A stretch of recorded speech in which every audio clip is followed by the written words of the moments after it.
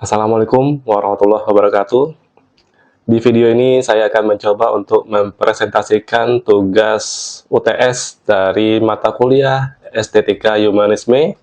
Saya Vero Wahyu Permana dengan NIM 2304010101008, kelas mata kuliah IF 201, program studi Informatika dengan dosen Ibu Rosana. Saya akan mencoba untuk membahas materi tentang emotional intelligence. Sebagaimana kita ketahui bahwa sebagian besar orang-orang berpendapat bahwa memiliki IQ yang tinggi atau intellectual quotient yang tinggi akan sukses di dunia kerja. Padahal dengan IQ yang tinggi saja tidak cukup. Terdapat 3 kecerdasan yang dimiliki oleh manusia, yaitu IQ, EQ, dan SQ. Yang pertama adalah IQ, sebagaimana yang kita ketahui bahwa IQ itu adalah intellectual intelligence. IQ di sini merupakan tingkat kecerdasan seseorang dalam menganalisa, memahami, dan memecahkan suatu permasalahan dengan logika berpikir. Kemudian adalah EQ. EQ ini adalah emotional intelligence.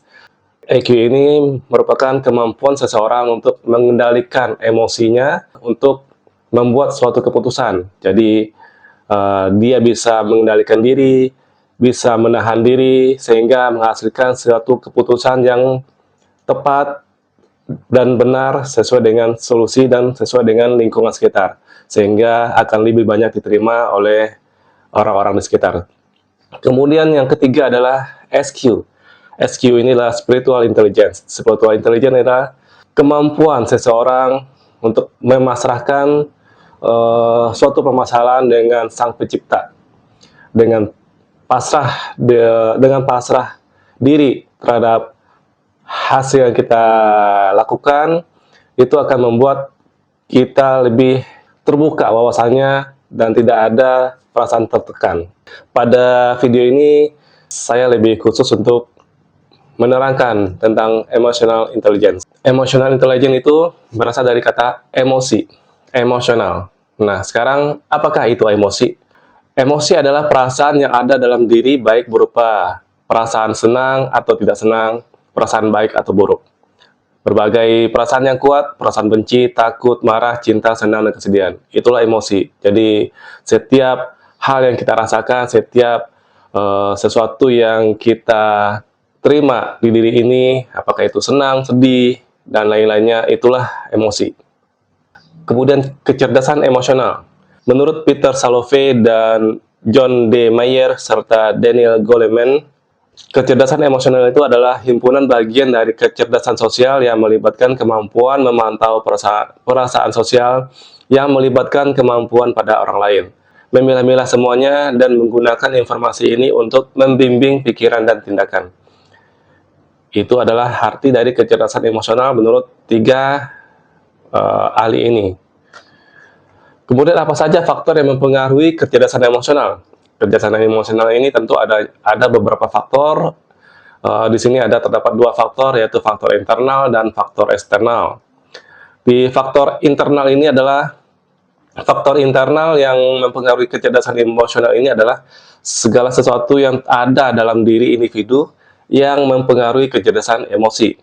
Misalnya perasaan senang, bahagia, mungkin termasuk nafsu, mungkin juga termasuk keinginan, dan lain-lainnya. Itu adalah faktor internasional yang ada dalam diri sendiri. Dan itu adalah faktor alamiah dari seseorang. Kemudian faktor eksternal. Faktor eksternal ini adalah berupa stimulus dari lingkungan tempat berlangsungnya kecerdasan emosional tersebut. Stimulus ini berupa mungkin dari lingkungan sosialnya, rekan kerjanya, situasi kerjanya, apakah itu tempat yang panas, dingin, sejuk, atau dan kemudian lingkungan di sekitarnya, rekan-rekannya, apakah rekan-rekannya berkelakuan baik atau buruk, dan lain-lainnya. Itu adalah faktor eksternal. Kemudian terdapat 5 indikator kecerdasan emosional. Ini menurut Daniel Goleman. 5 indikator kecerdasan emosional ini adalah self-awareness, kedua self-regulation, ketiga self motivation, yang keempat empathy, yang kelima social skill. Self awareness ini adalah kemampuan untuk mengenali emosi pribadi. Jadi dia sadar akan emosi dia sendiri, dia sadar akan kemampuan dia sendiri untuk lebih meningkatkan daya saing dia. Kemudian yang kedua adalah self regulation atau pengaturan diri. Self regulation ini merupakan kemampuan untuk mengatur dan mengelola emosi pribadi. Jadi dia bisa atau tidaknya dalam mengatur emosi-emosi tadi menjadi hasil yang lebih bagus. Kemudian yang ketiga adalah self motivation. Self motivation adalah kemampuan untuk memotivasi diri sendiri dalam melakukan atau mencapai sesuatu. Jadi di sini seseorang harus mempunyai kemampuan untuk memotivasi diri sendiri. Dia harus berjuang, dia harus menempuh sesuatu, dia harus menempuh jalan tersebut agar tujuannya tercapai. Itulah self motivation. Yang keempat adalah empathy. Empati ini kemampuan untuk mengenali dan memahami emosi orang lain dengan perspektif yang beragam. Di sini empati ini seseorang mampu untuk merasakan apa yang dirasakan oleh orang lain. Misalkan dia melihat seseorang itu sedang sedih, jadi seseorang yang mempunyai empati ini dia akan bisa merasakan kesedihan orang lain. Dia bisa merasakan, dia bisa memahami kondisi orang tersebut sehingga dia bisa merangkul orang tersebut menjadi yang tadinya orang tersebut negatif menjadi positif. Itulah kemampuan dari seseorang yang memiliki empati. Kemudian social skill. Social skill ini adalah kemampuan untuk membangun hubungan sosial yang baik dan positif dengan orang lain. Jadi dia mampu untuk membangun silaturahim, membangun hubungan sosial dengan sesamanya di lingkungan kerja, di lingkungan rumah, ataupun di lingkungan dimanapun dia berada.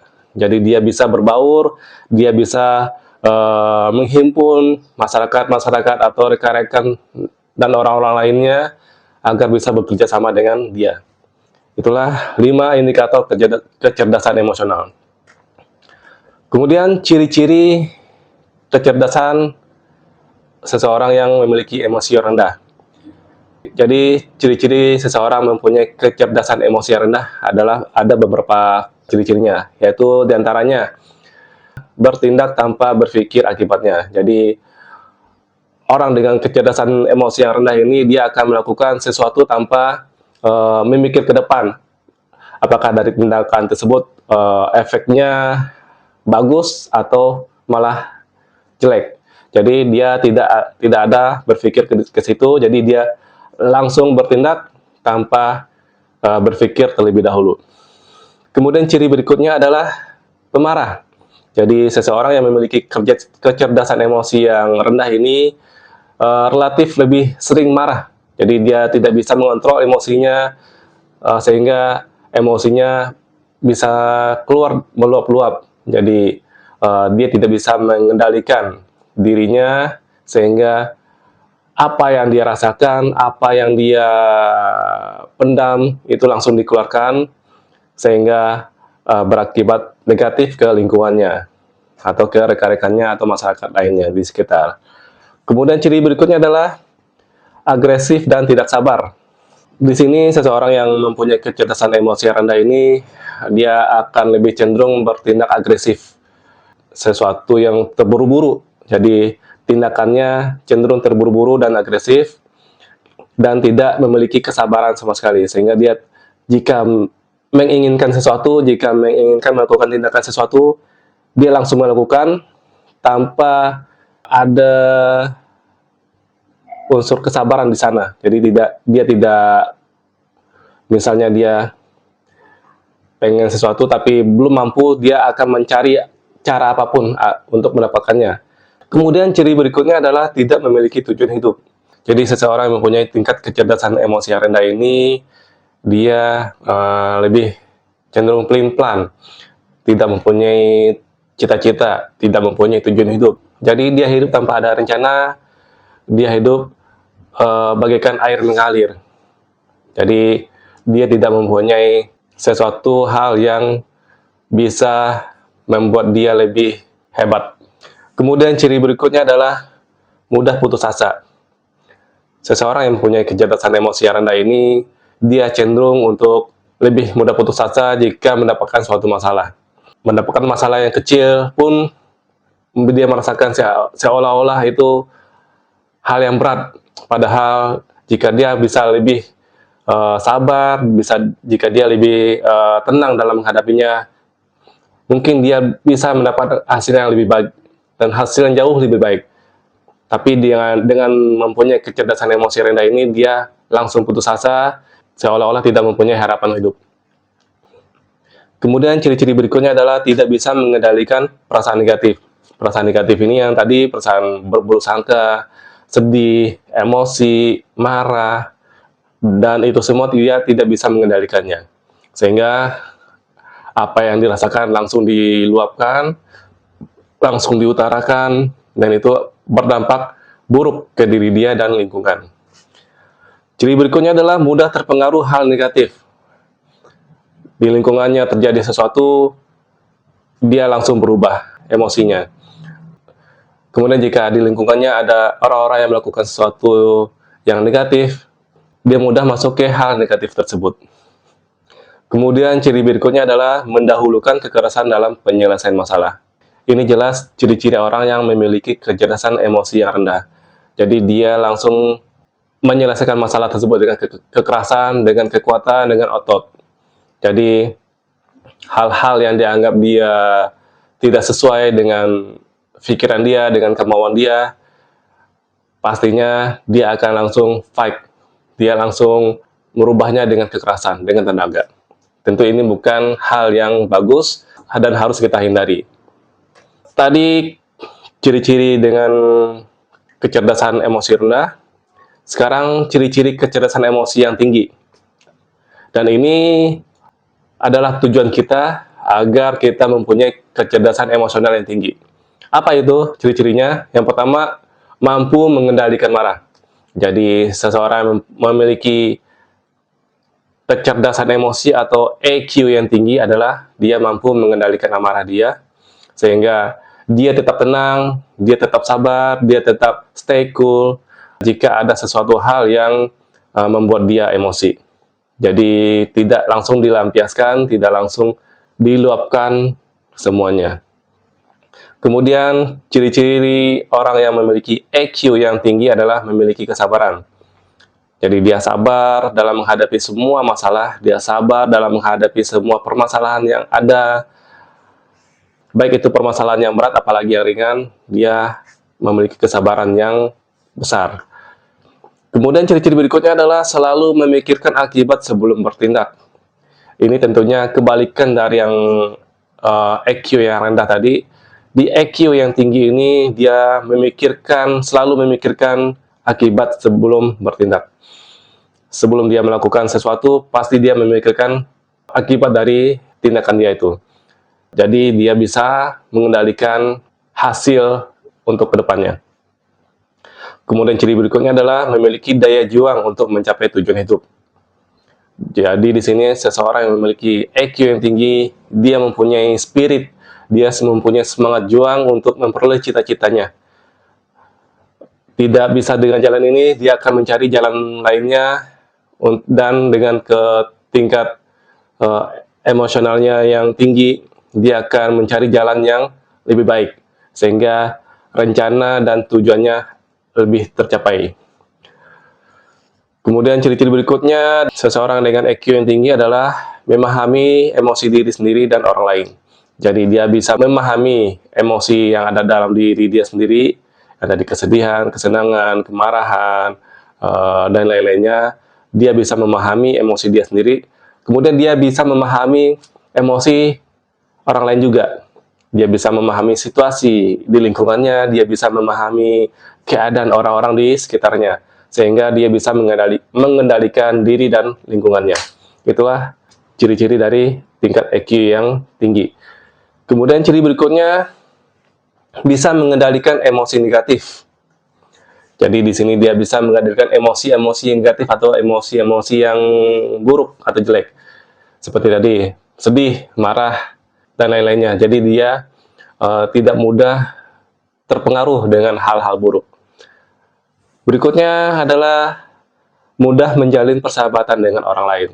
Tentu dengan ciri-ciri yang sudah disebutkan sebelumnya, dia akan mudah untuk menjalin persahabatan dengan orang-orang di sekitarnya, karena orang-orang di sekitarnya akan merasa nyaman dengan dia, karena dia itu mempunyai pengendalian diri yang tinggi, bisa menahan amarahnya, bisa menyejukkan orang-orang di sekitarnya. Jadi tentu hal ini akan membuat dia lebih mudah diterima di lingkungannya. Kemudian ciri-ciri berikutnya adalah bisa menyelesaikan konflik dengan damai. Jadi setiap permasalahan, setiap konflik yang ada di diri dia atau di lingkungannya, dia selesaikan dengan kepala dingin, dengan cara-cara yang lebih bijak, dengan cara musyawarah mungkin, atau dengan cara apapun yang lebih bagus. Jadi di sini seseorang tersebut mampu menguasai lingkungan sekitar dan mampu untuk menyelesaikan konflik dengan cara yang lebih elegan. Sekarang kita akan melihat bagaimana cara meningkatkan kecerdasan emosional. Kecerdasan emosional ini tentu bisa kita tingkatkan ke tingkatan yang lebih bagus. Bagaimana caranya? Mungkin ini adalah tipsnya. Pertama, kita bisa belajar membaca situasi. Kita memahami situasi di lingkungan, kita perhatikan, kita pelajari masing-masingnya. Pelajari orangnya, karakter orangnya, pelajari di lingkungannya, apa suasananya, kenyamanannya, segala macam kita pelajari semuanya. Kemudian, cara berikutnya adalah menjadi pendengar yang baik. Kita bisa meningkatkan kecerdasan emosional tersebut dengan menjadi pendengar yang baik. Kita dengarkan semua keluhan dari orang-orang, kita dengarkan apa yang orang-orang sampaikan dengan baik, tanpa instruksi, tanpa celahan. Jadi kita dengarkan semuanya, kita pahami, kita rasapi apa keluhan-keluhan mereka. Itulah cara yang kedua. Kemudian cara yang selanjutnya adalah lakukan komunikasi terkait sesuatu hal. Kita lakukan komunikasi terhadap permasalahan apapun, segala sesuatunya, kita lakukan komunikasi. Dengan kita sering berkomunikasi, tentu kita akan mendapat sharing knowledge yang lebih banyak dan lebih bagus. Kemudian kita siap menerima bantahan. Tentu pendapat kita tidak semuanya disetujui sama orang lain, pasti ada penolakan. Nah, oleh karena itu kita harus siap menerima segala apapun bentuk bantahannya. Karena tidak ada yang sempurna, kita pasti banyak kesalahan. Jadi kita harus menerima bantahan, kritikan dari orang lain yang mendengarkan. Kemudian kita harus belajar berempati. Kita belajar berempati, kita belajar untuk merasakan perasaan orang lain. Seperti apa, kita coba untuk meresapi, kita mencoba untuk menjadi seperti orang itu. Kita mencoba untuk berperan menjadi orang tersebut, sehingga kita merasakan apa yang dirasakan. Itulah cara kita untuk berempati. Cara berikutnya adalah memilah kegiatan berdasarkan prioritas. Jadi di sini tentu setiap kegiatan, setiap agenda kegiatan atau setiap tindakan pasti ada prioritasnya. Jadi kita pilih hal-hal yang menjadi prioritas.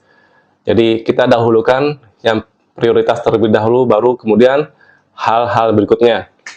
Kemudian kita lakukan latihan mental. Latihan mental ini kita mencoba untuk melatih diri dengan menempa diri, sehingga kita siap menerima apapun, baik itu senang, sedih, emosi, bahagia, dan lain-lainnya. Jadi jiwa kita lebih siap untuk menerimanya.